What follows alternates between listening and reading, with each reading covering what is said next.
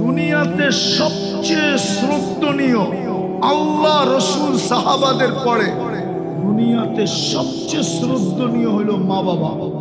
শ্রদ্ধার পাত্র, ইজ্জতের পাত্র, সম্মানের পাত্র।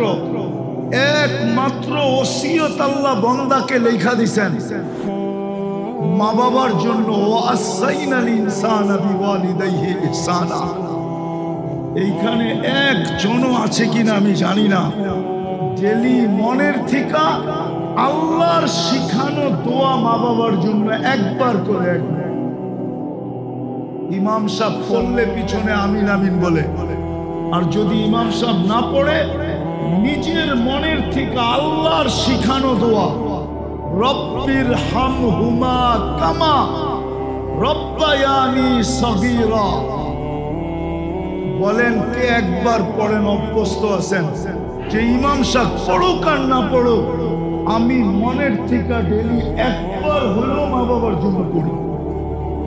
কয়জন পড়ে? পড়বো না, পড়ি পড়ি পড়ি, পড়বো না।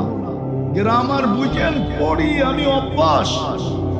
হাদিসে একটা দোয়া আছে, বলছে ডেলি একবার হলো পড়ো, রব্বিগফিরলি ওয়ালি ওয়ালিদাইয়া ওয়ালিল মুমিনিনা ইয়াওমা ইয়াকুমুল হিসাব। বলছে ডেলি একবার হলো পড়ো, একবার। মা বাবার বড় ইহসান আছে তোমার উপর, রব্বে কাবার কসম। কোন মা বাবা যদি নিজের যৌবন যুবকদেরকে না দিতেন, সন্তানকে না দিতেন, কোন সন্তান যৌবন পাওয়ার সুযোগ ছিল না না না না। কোন সন্তান যৌবন পাইত, যুবক হইত না যদি মা বাবা নিজের যৌবন সন্তানের পায়ে বিলীন করে না দিতেন। দুনিয়াটা বস্তু জগতের দ্বারা, দুনিয়াটাকে বস্তু জগৎ বললে ভুল হবে না। দুনিয়াটাকে বস্তু জগৎই বলা হয়, বস্তু দিয়া ভরা। কিন্তু বস্তু বস্তুই হয়। দামি হয় কখন? যখন মানুষের মেধা, শ্রম, শিক্ষা, দীক্ষা, চিন্তা ভাবনা যখন লাগে, তখনই কিন্তু বস্তু আস্তে আস্তে দামি হতে থাকে। অন্য চায় কাঠের কোনো দাম নাই, প্রত্যেকের বাড়িতেই কাঠ আছে, ছোট গাছ হোক আর বড় গাছ হোক, ঠিক না? কিন্তু ফার্নিচার হইলেই দামি হয়ে যায়, ঠিক না? সত্য তো? তা মনে হয় বুঝেন। কাঠের কি দাম? 15 টাকা লাকড়ির কেজি, ঠিক না? 15 টাকা না আপনাদের দিকে? না কয় টাকা? মন কত? মন 300 টাকা মন হলে কেজি পড়লো কত? 340 দিয়া ভাগ দেন, তাইলেই তো বেড়ে যাবে। মন কত? কেজি কত? 40ই তো 1 মন হয়, ঠিক না? না আপনাকে ওইখানে বেশি হয়? যেমন আপনাকে কাঠা অনেক বড়, 8 শতাংশে 1 কাঠা, আর ঢাকা শহরে 1.5 কাঠায় 1.5 শতাংশে 1 কাঠা। হতে পারে আপনাকে মন বড়। মাইনা নিলাম 10 টাকার নিচে পড়ে, 10 টাকায় কাঠের দাম 10 টাকা, ঠিক না? কিন্তু যখন মানুষের মেধার, শ্রম, শিক্ষা, দীক্ষা, বুদ্ধি, শুদ্ধি যখন এই কাঠের উপরে লাগে আর কাঠ ফার্নিচার হয়, তখন 1.5-2 লাখ টাকাও এক ফার্নিচার হয়। 5-10 লাখ টাকাও এক সেট ফার্নিচার হয়, ঠিক না? তখন দেখা যায় কাঠের ওজন কম, টাকার ওজন বেশি। এরকম দুনিয়ার প্রত্যেক বস্তু দামি হয়েছে মানুষের শ্রম দ্বারা, বিবেক দ্বারা, বুদ্ধি দ্বারা, মানুষের শিক্ষা দ্বারা, মানুষের শিক্ষা দ্বারা, মানুষের মেধা দ্বারা, মানুষের পরিশ্রম দ্বারা, সর্বশেষ কথা বলবেন মানুষের এই জাদুময় হাতের ছোঁয়া দ্বারা। আরে বুঝছেন, হাতের ছোঁয়া লেগে এটা আকর্ষণের পাত্র হয়ে গেছে। কথা কিন্তু শেষ জায়গায় চলে আসছে। আপনি কোন জিনিসের ছোঁয়া পাইলে এরকম দামি হবেন যে আল্লাহ আপনাকে আমাকে জান্নাত দিয়া কিনবে। দুনিয়ার মানুষ তো বস্তু কিনে কাগজ দিয়া, কি দিয়া? টাকা কাগজ না, না কাগজ না, না মনে হয় বালুকার টাকা মনে হয় কাগজের না, ঠিক না? দুনিয়ার বস্তু মানুষ কিনে কি দিয়া? আপনাকে আমাকে আল্লাহ কিনার জন্য ঘোষণা দিছেন জান্নাত দিয়া। জান্নাত কি দিয়া কিনবে? জান্নাত চিনেন? জান্নাত তো চিনে না। আমার সমাজের 99% মানুষ জান্নাত চিনে না। জান্নাত যদি চিনত তাহলে কোন জিনিসের ছোঁয়া লাগলে আমি জান্নাতি হব ওটার জন্য সারা দিন পাগলের মতো ছুটতে থাকত। আরেকটা কথা বলি, দিলে ব্যথা লাগবে, বলবো না? না, আবার যদি রাগ হয়ে যাবে। একটু আগেও আমি বলছি, আমার কান্না আসে যখন গ্রামগঞ্জে আসি। গুলশান আলারা তো গুলশান পায়া, ধানমন্ডি আলারা ধানমন্ডি পায়া, বনানী আলারা বনানী পায়া, বাড়িদারা আলারা বাড়িদারা পায়া, উত্তরা আলারা উত্তরা পায়া, মিন্টু রোড আলারা মিন্টু রোড পায়া, মন্ত্রীপাড়া আলারা মন্ত্রীপাড়া পায়া। উন্নত উন্নত এলাকার মানুষ উন্নত উন্নত এলাকা পায়া আল্লাহকে ভুলে গেল। আপনারা কি পায়া আল্লাহ ভুলে গেল?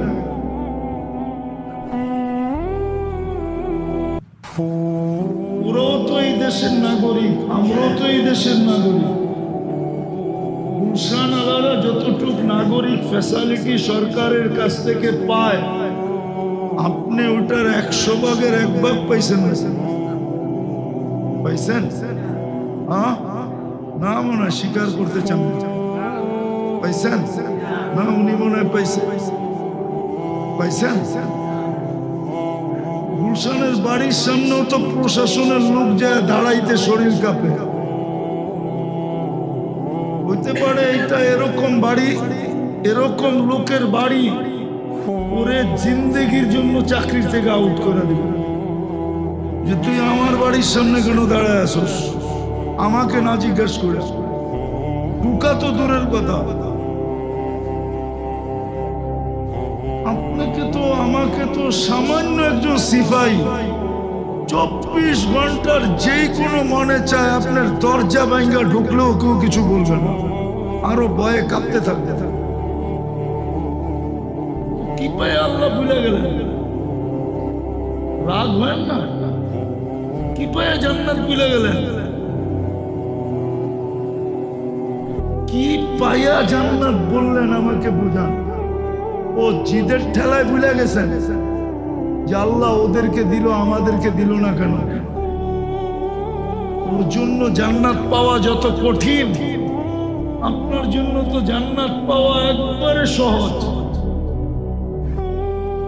ওর জন্য তো এরকম সহজ করে নাই জান্নাত পাওয়া। ওকে অনেক হিসাব কিতাব মিলাই দিতে হবে। আপনাকে বেশি হিসাব মিলাইতে হবে না, মাত্র 3টা মিলাই দিলেই হবে। একটা তো মাতৃকুলে দিয়েই দিছে, মুসলমানের ঘরে জন্ম দিছে, আর 2টা মিলাই দিলেই হতো। ঈমান তো মাতৃকুলে দিয়া দিছে, শুধু এটাকে ধরে রাখা দরকার ছিল।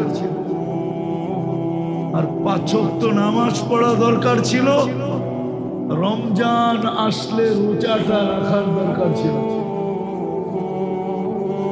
তারপরে ময়রা সিধা জান্নাতে ঢুকার কথা ছিল।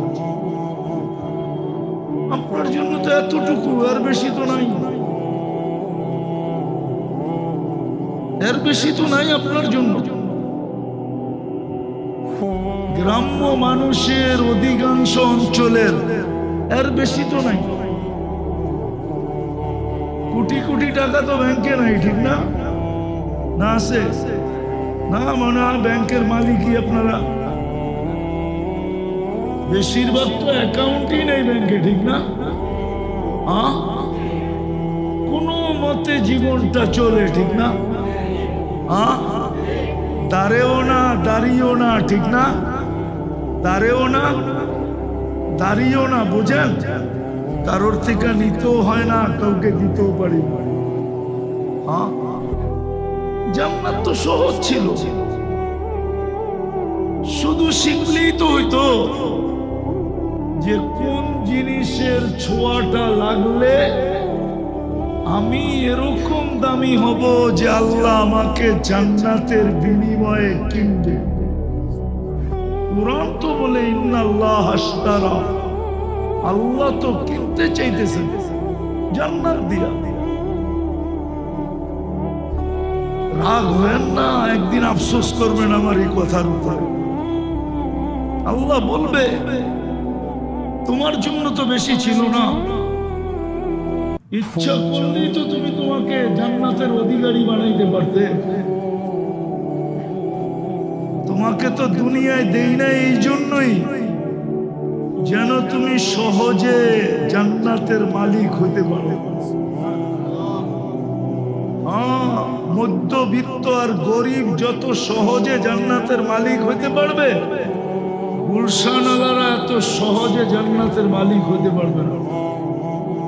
বাড়িদারা আলা পারবে না, ধানমন্ডি আলা পারবে না। আমার কথা মিডিয়ায় চলে যেতেছে, এত সহজে পারবে না। খবর আছে, অনেকগুলা হিসাব মিলাই দিতে হবে। আপনার আর আমার এত বেশি হিসাব মিলাইতে হবে না। শর্ট কোর্স ছিল, শর্ট কোর্স। শর্ট কোর্স বোঝেন? অল্প কয়েকটা করলেই হতো।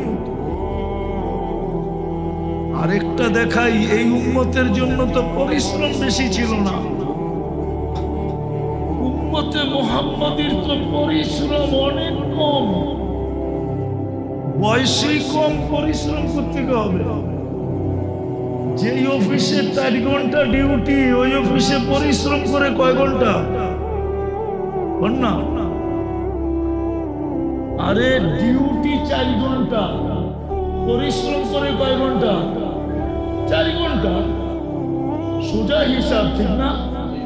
ডিউটি কয় ঘন্টা, পরিশ্রম করে কয় ঘন্টা? না 8 ঘন্টা। ডিউটি তো 4 ঘন্টা।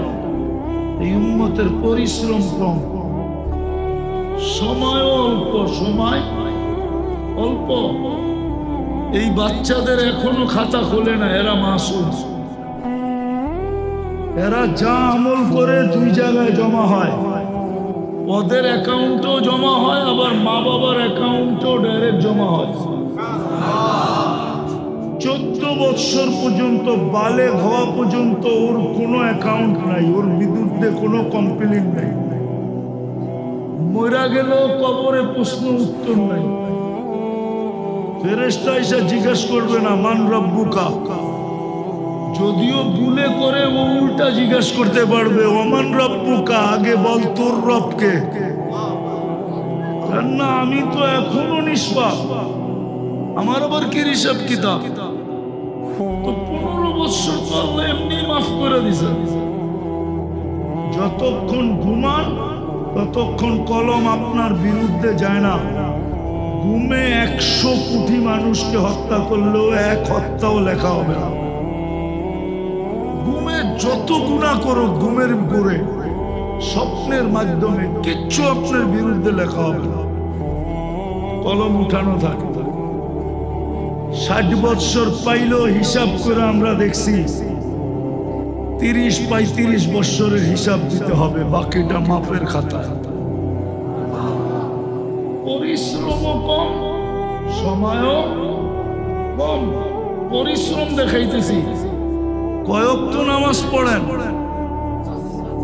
কয়েকটা ফেরেশতা লেখে, কয়েকটা কমসে কম 50 ওয়াক্ত, 50 ওয়াক্ত না, কমসে কম। আর বেশির থেকে বেশি 1350 ওয়াক্ত লেখে, 1350 ওয়াক্ত।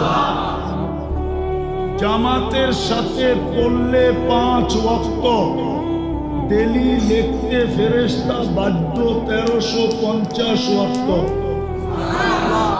কেননা একা একই নামাজ পড়ার চেয়ে জামাতে নামাজ 27 গুণ বেশি।